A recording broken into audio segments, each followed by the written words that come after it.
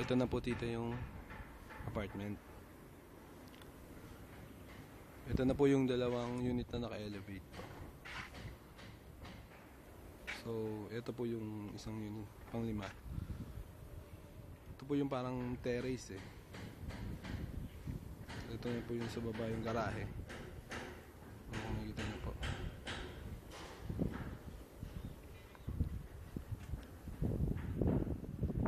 Ayan po. Kompleto na sa bubong yan. Lahat pong unit.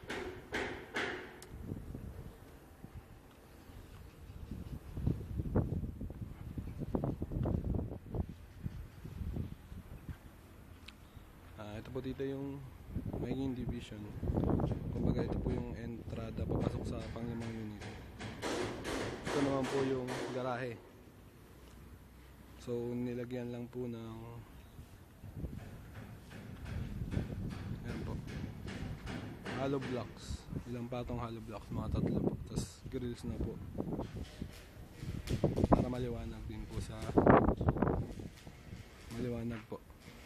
garahe. Tapos, ayan po. May ilaw po dyan. Po yung switch. Yun naman po yung magbibigay ng liwanag dito sa hagdan. Pang-5 unit.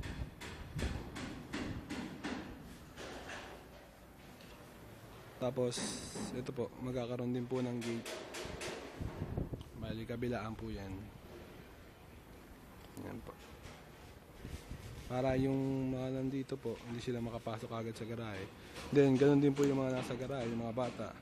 Hindi po sila dyan makapag-akit-akit sa kabilang unit. Ayan. Kung magkakaroon man paglalaroan mo po dyan. Yan po yung ginagawa, gate na po yan.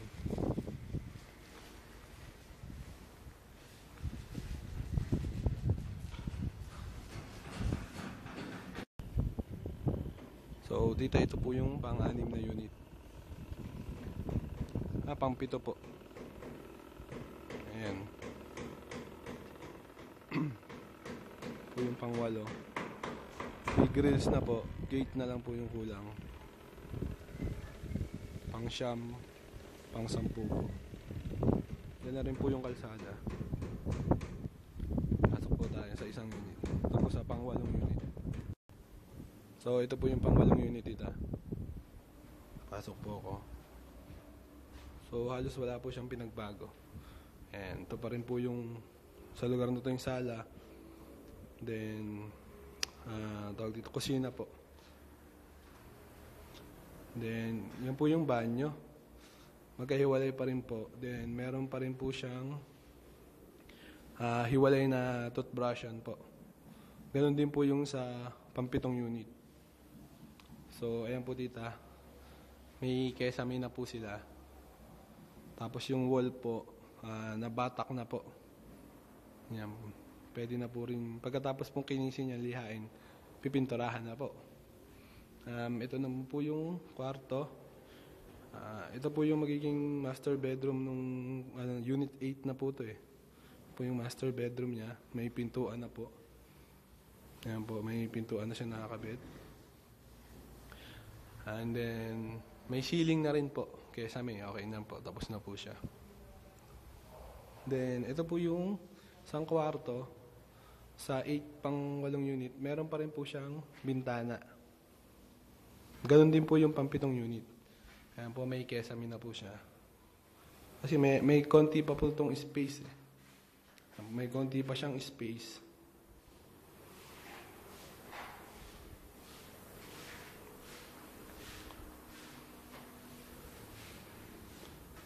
And ito po yung banyo. Ano po yung banyo, may mga tiles na po. Unti-unti nakakabit na po. Yan. Ito po yung magiging parang, ito po yung toilet area.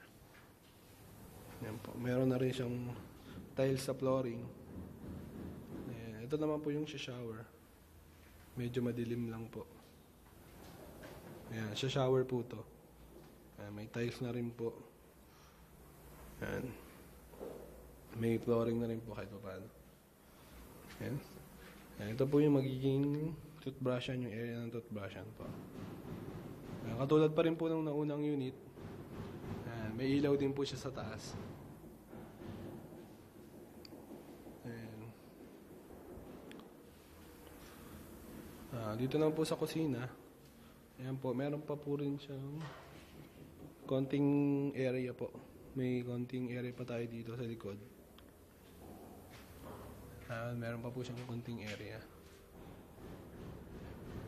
Ayan, hanggang likod po, may kesame na po yan, may ilaw po.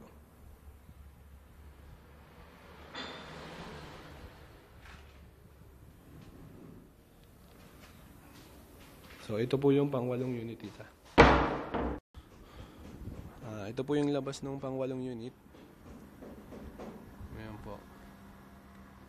Ceiling, kompleto na po. Then yung mga parang bricks po natin sa labas, yung design. Kompleto na po yung tampo po. Then yung from 7 to 10 na unit po. Then ayan po yung bakod. Dito po, gate po ang kulang. Ayan.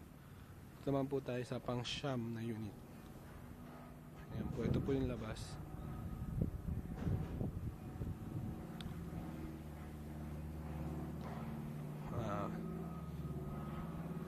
Ayan po yung isang step po. Step. Tapos bago po magbahay. Ayan. Ito na po yung ceiling. Ayan.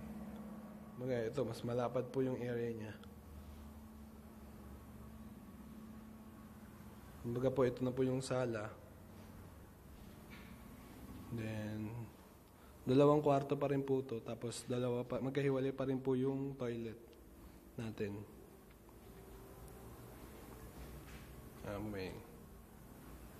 Ito po yung 2 kwarto.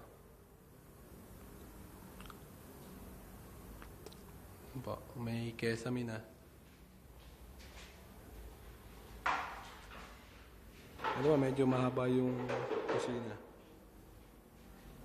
Mas malapad po siya. Wala na nga lang po siyang area sa likod kasi nakadikit na po tayo sa wall ng Manhattan. Bali, ganun din po ang mangyayari sa pang-10 unit.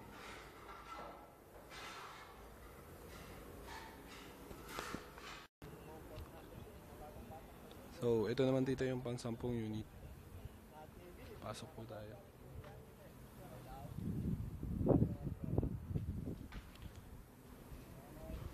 Supposed to be, tita, dapat ang 10 unit natin, itong pang 10 unit po, isa na lang po yung kwarto. Pero nirevise po ata nila mama yung plano.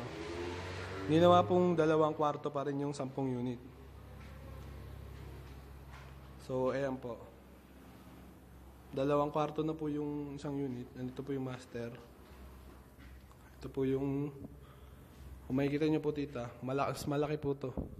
Mas malaki po to, so mas maganda po itong gawing master bedroom.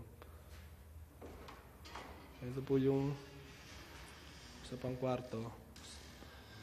May ceiling na rin po. Supposed to be, tita, ang plano, dito po ang banyo. 1 kwarto lang po siya. Ang ginawa ni Papa at saka ni Mama, 2 kwarto. Ito po yung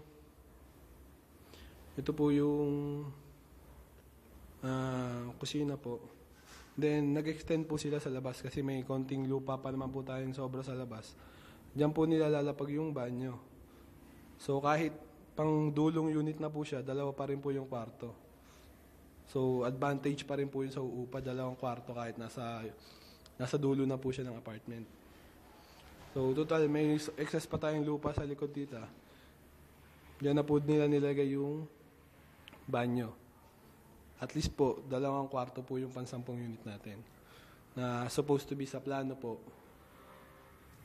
isang ano lang po yun, isang kwarto lang po.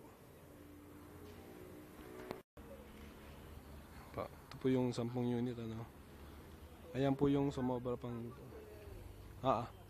So, ayan po yung excess natin sa labas, yung banyo. Then, may septic tank po siyang sarili. Ito na po yung creek. Kaway now. Nakikita pa kayo sa ibang bansa niyan.